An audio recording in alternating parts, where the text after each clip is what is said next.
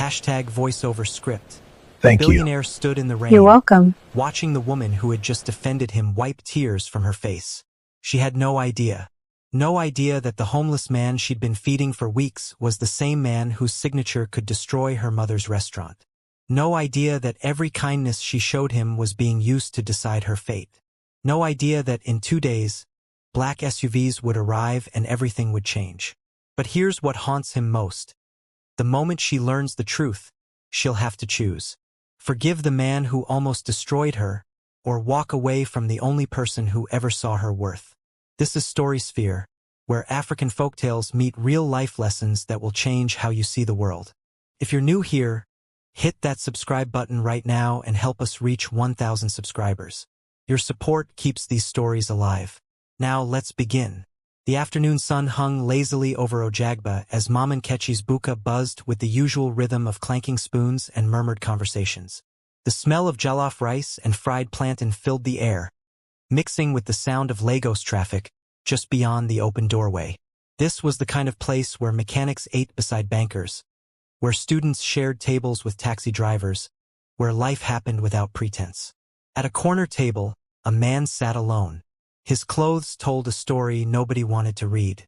Dusty slippers held together by hope.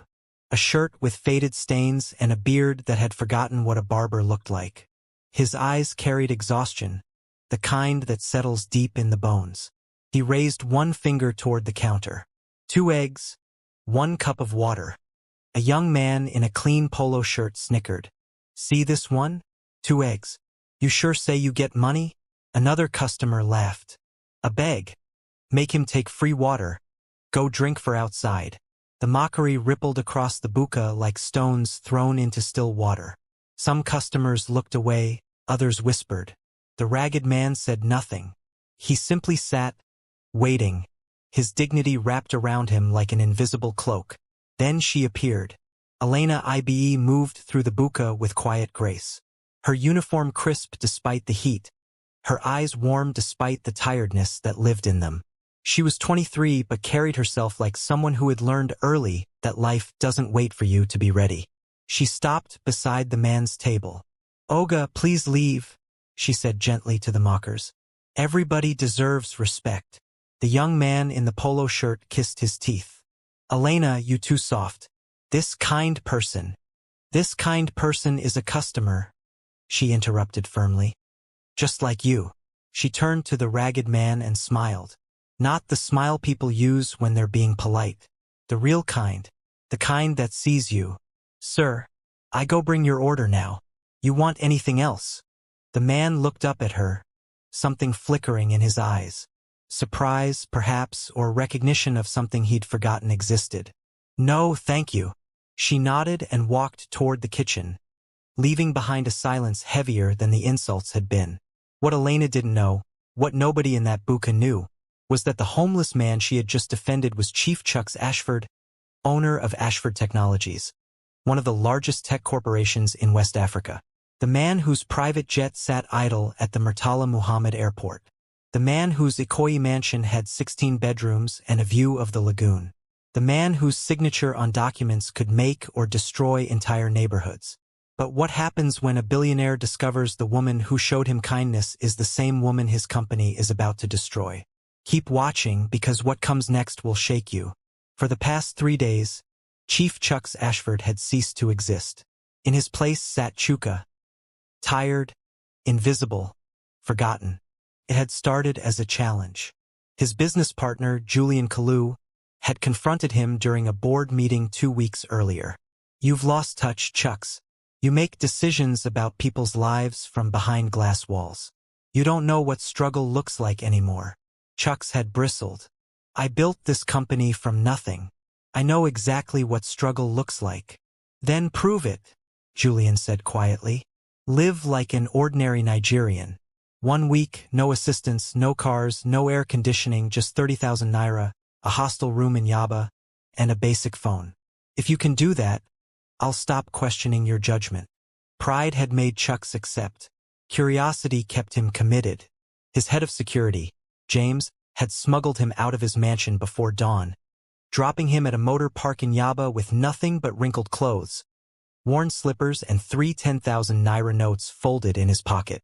By sunrise, Chief Chucks Ashford had vanished into the Lagos he thought he understood. He'd been wrong about everything. The heat was relentless. The noise never stopped. Hunger became a companion. Within 2 days, his money had drained faster than he'd imagined. Transport, food, water, phone credit. Everything costs more when you have to count every naira. He walked distances his legs hadn't walked in 20 years. He slept in a hostel where the generator failed every night. He stood in queues. He was pushed aside. He was ignored. For the first time since he'd become wealthy, Chucks understood what it meant to be unseen.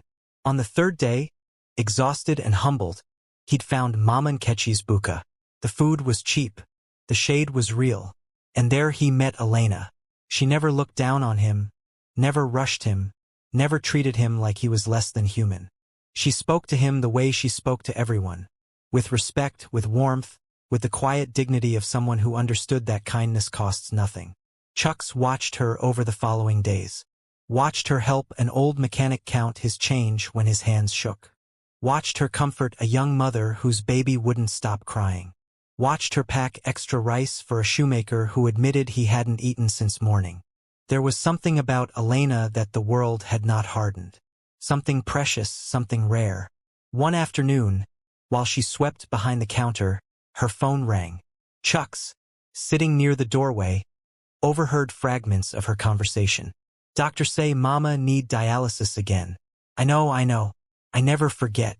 I go find the money somehow. Her voice cracked slightly, but she steadied it. When she hung up, she took a deep breath, wiped her eyes quickly, and returned to serving customers with the same gentle smile. Chucks felt something unfamiliar stir in his chest. Guilt, perhaps, or shame. That evening, he lingered after most customers had left.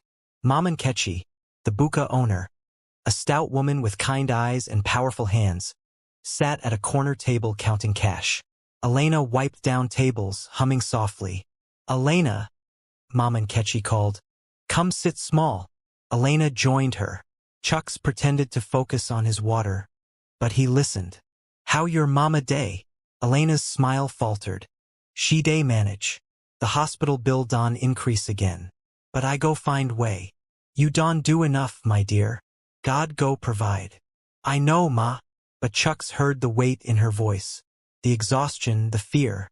He asked quietly later as Elena cleared his plate. Your mother. She's unwell? Elena paused, surprised, then nodded. Kidney failure. She day manage. And you work here full time? 2 shifts here and 1 cleaning job for Yaba. I day study business admin for Unilag. She smiled softly. Life no easy, but ego better. Chuck stared at her. This woman, juggling university, 2 jobs, hospital bills, still found energy to defend strangers. Still chose kindness. It shamed him because he realized in that moment that he had spent years making decisions that crushed people like Elena. People who worked hard, people who deserved better. People whose lives were just numbers in his quarterly reports. Days passed. Chucks kept returning to the buka, no longer just for the challenge, but because something about Elena's presence reminded him of what he'd lost. His humanity. Then one morning, everything changed.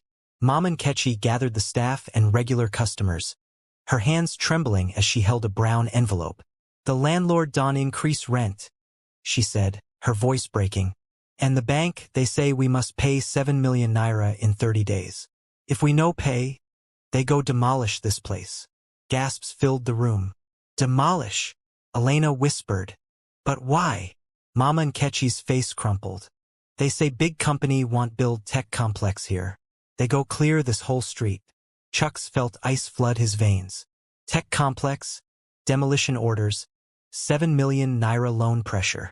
He knew these details because he had signed those documents. Ashford Technologies was expanding into Ojagba. His development team had identified this block for acquisition.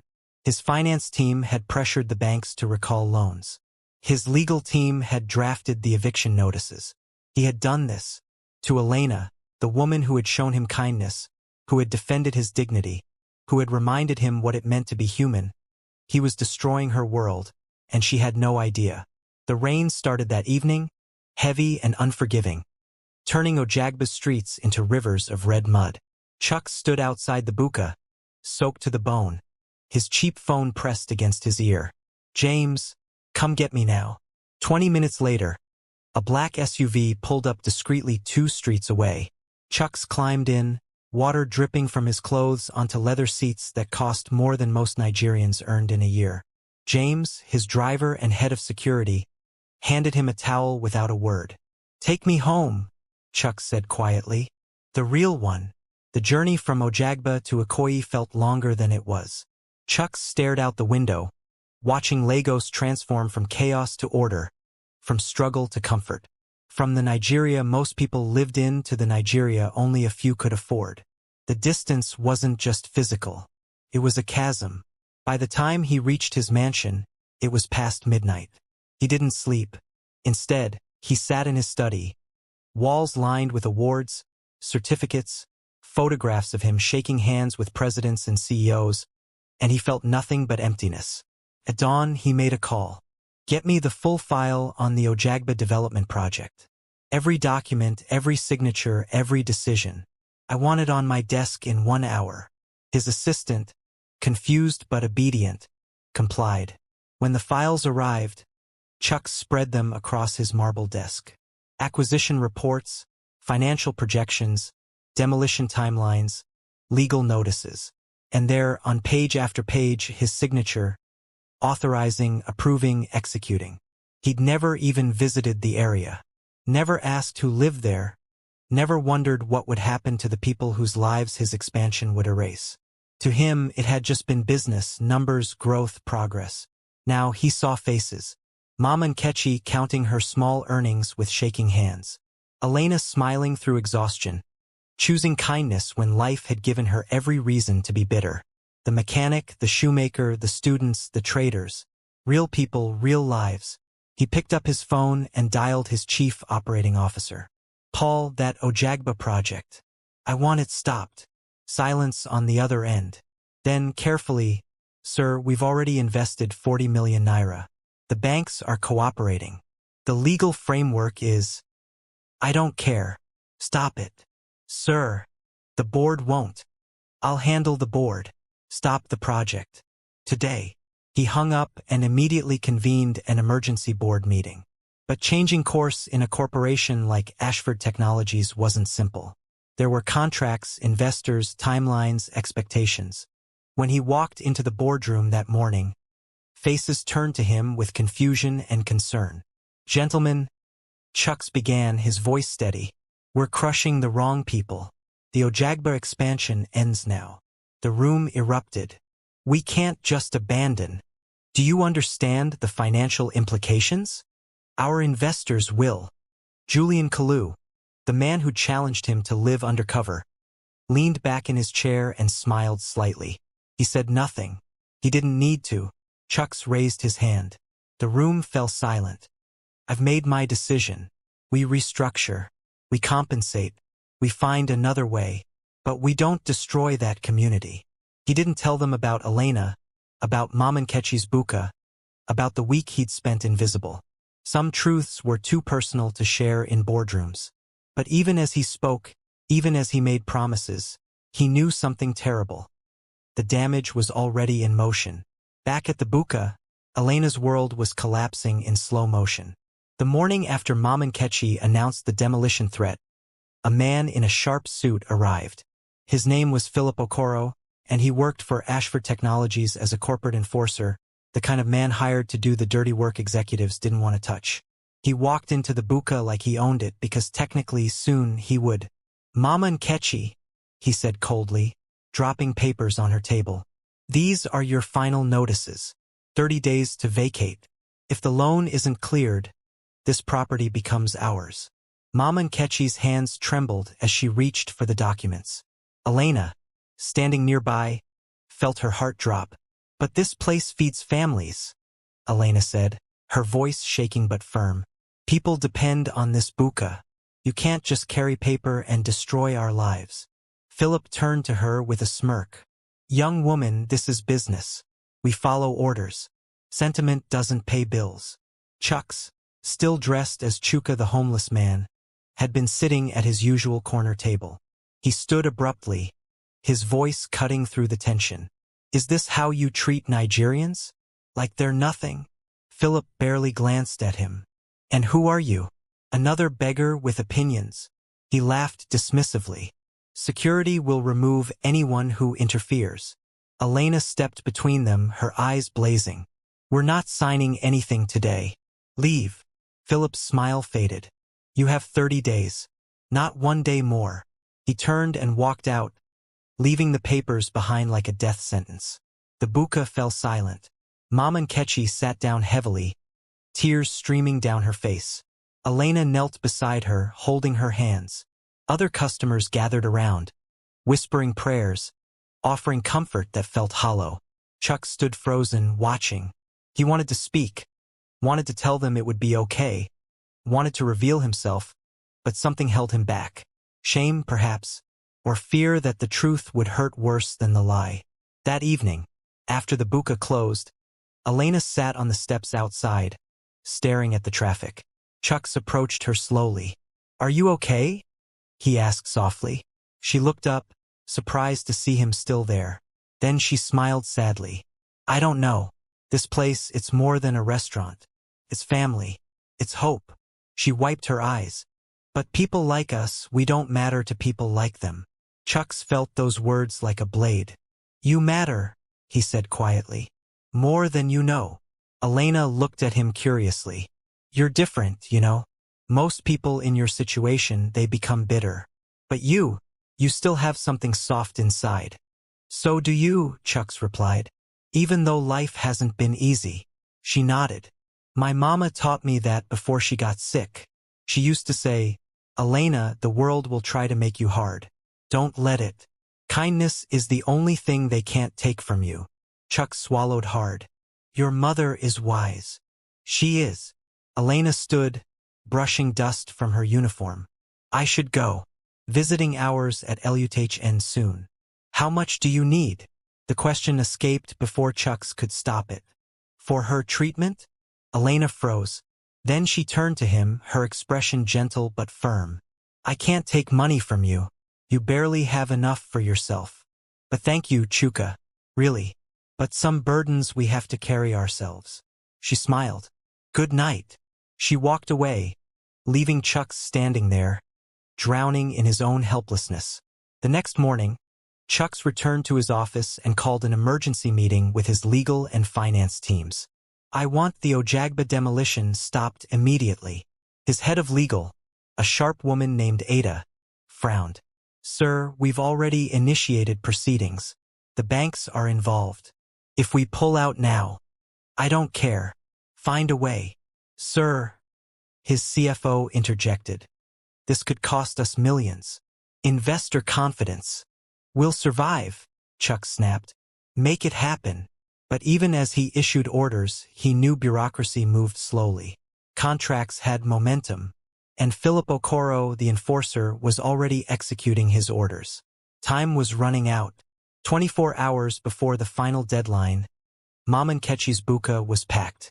Not with customers, but with community members.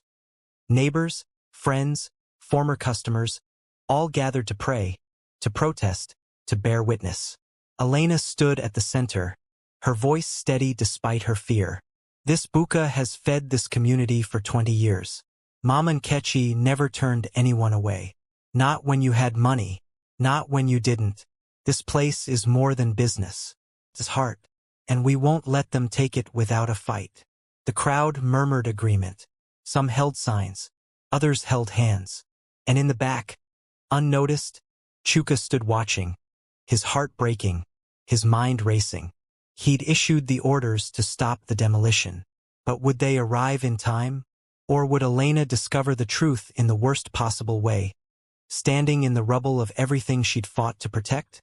The morning arrived with cruel brightness. The sun rose over Ojagba like it was just another day, unaware that for Mama Nkechi's buka, it might be the last. Elena had barely slept. She'd spent the night at LUTH with her mother, holding her frail hand, whispering promises she wasn't sure she could keep. Her mother had smiled weakly and said, "God will make a way, my daughter. He always does." But as Elena walked toward the buka at dawn, she wasn't sure anymore. A crowd had already gathered. Neighbors lined the street, some holding their children, others clutching rosaries and prayer beads. Mama Nkechi stood at the entrance, her face set with quiet defiance. The mechanics from the shop next door had closed early to stand with her, the shoemaker, the hairstylist, the woman who sold vegetables at the corner. This wasn't just about one restaurant. It was about dignity, about whether ordinary people mattered at all. Then the convoy arrived. Black SUVs rolled down the street like a funeral procession, sleek and intimidating. Security personnel stepped out first, their expressions blank, their bodies forming a perimeter. Behind them came men in suits carrying briefcases and tablets. And then Philip Okoro emerged, his smile sharp as broken glass. "Good morning," he announced loudly. "I trust everyone received the notices. This property is now under corporate acquisition. You have 2 hours to remove your belongings." Mama Nkechi stepped forward. "We're not leaving." Philip's smile didn't waver. "Then you'll be removed. Your choice." Elena pushed through the crowd, her voice ringing clear. "You can't do this. This is our home, our livelihood. You can't just—" "We can," Philip interrupted smoothly. "And we will. This is progress, young woman. Sometimes progress requires sacrifice." "Sacrifice?" Elena's voice cracked. "You mean destroying lives for profit?" The crowd murmured angrily. Tension crackled in the air like electricity before a storm. And then, cutting through everything, came the sound of another vehicle. A single black Mercedes pulled up slowly, different from the others. The engine quieted, the door opened, and Chucks stepped out. Except he wasn't Chucks anymore. He wore a crisp navy suit, Italian leather shoes, and a watch that caught the sunlight like a warning. His beard was trimmed, his face clean, his bearing completely transformed. Elena's breath caught. Her mind struggled to connect the homeless man she'd been feeding to the stranger, who looked like he owned the world. Mama Nkechi gasped. Philip Okoro's confident smirk dissolved into shock. The crowd fell silent. Chucks walked forward slowly, his eyes scanning the faces. The mechanics, the traders, the mothers, the children. Then his gaze found Elena. She was staring at him like she was seeing a ghost. "Good morning," he said quietly, his voice carrying in the stillness. "My name is Chief Chucks Ashford. I am the owner of Ashford Technologies." The words landed like stones in water, sending ripples of confusion through the crowd. Elena's face went pale. "What?" Chucks turned to Philip. "You're fired. Leave immediately." Philip stammered. "Sir, I was following your orders. I said leave." Philip grabbed his briefcase and practically ran to one of the SUVs. It pulled away quickly, leaving dust in its wake. Chucks turned to his security team. "Clear the convoy. Everyone leaves except James." They obeyed without question.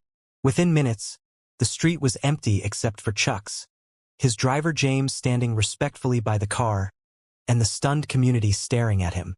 Mama Nkechi found her voice first. You know that man? The one who been coming here?"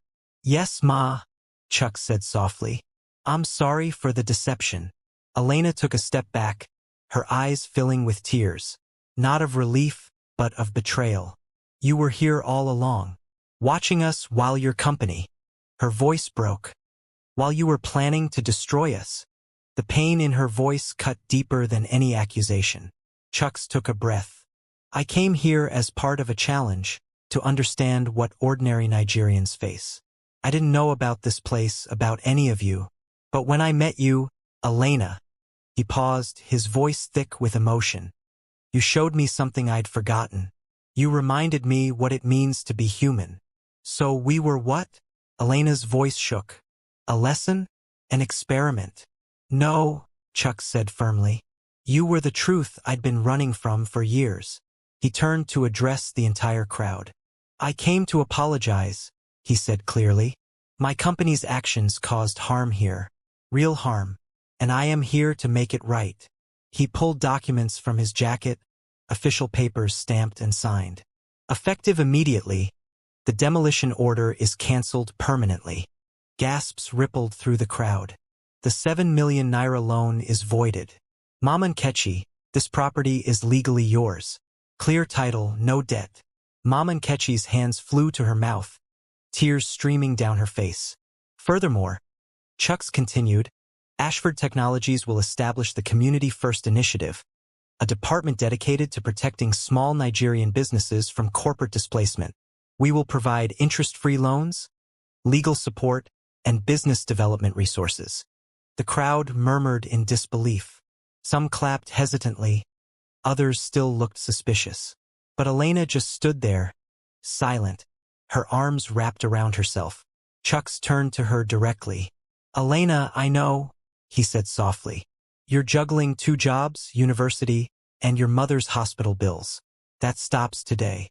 Ashford Technologies will cover your mother's complete medical treatment at LUTH, including the dialysis, medications, and any surgery she needs.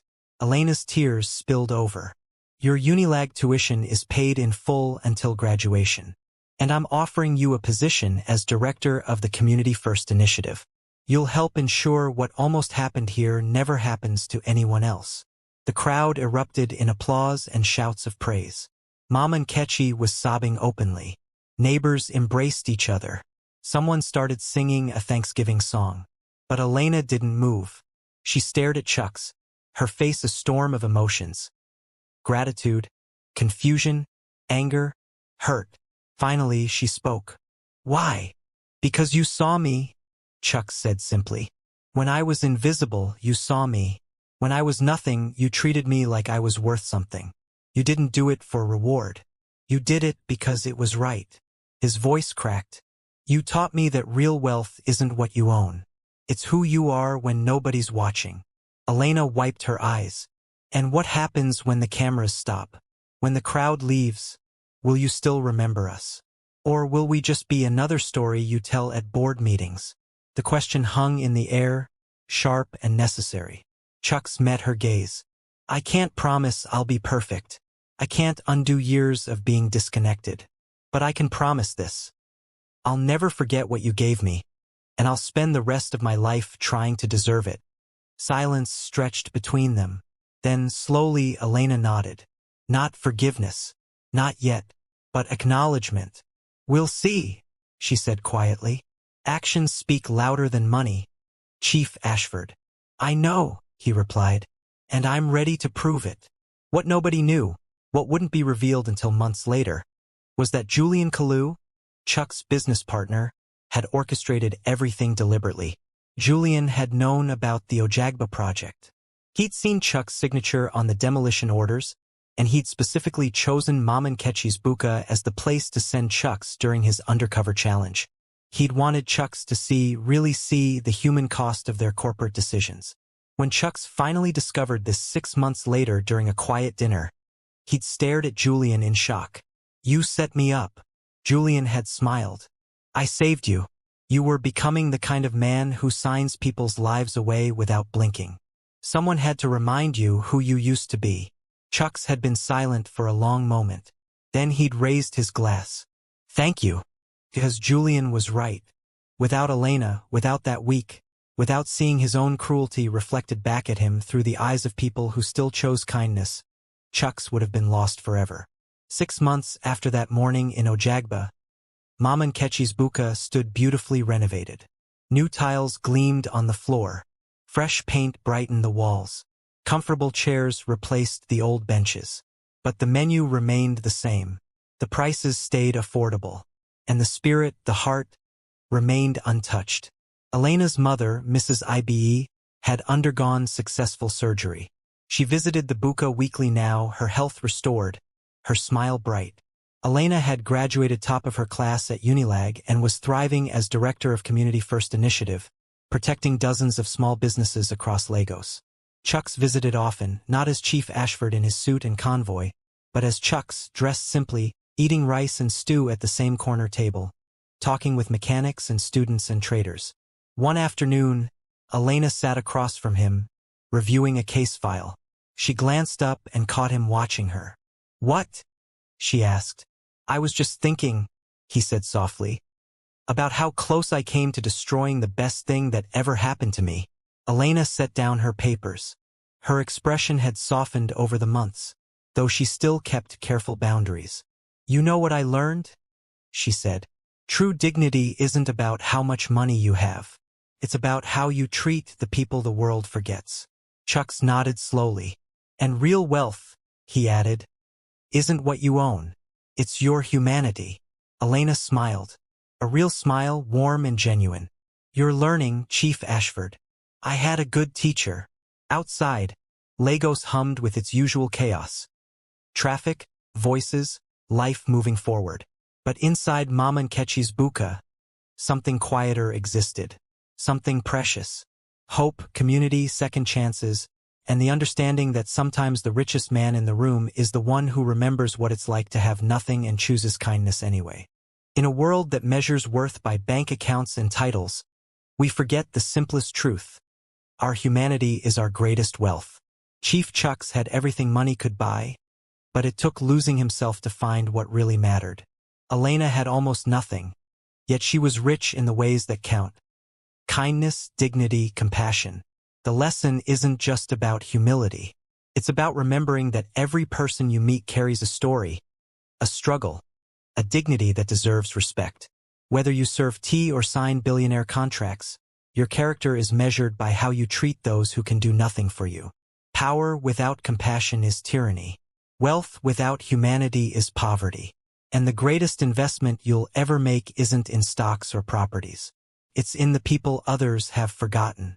Because one small act of kindness can change not just a life, but an entire destiny. This is Story Sphere. Like, subscribe, share, and comment the lesson you learned.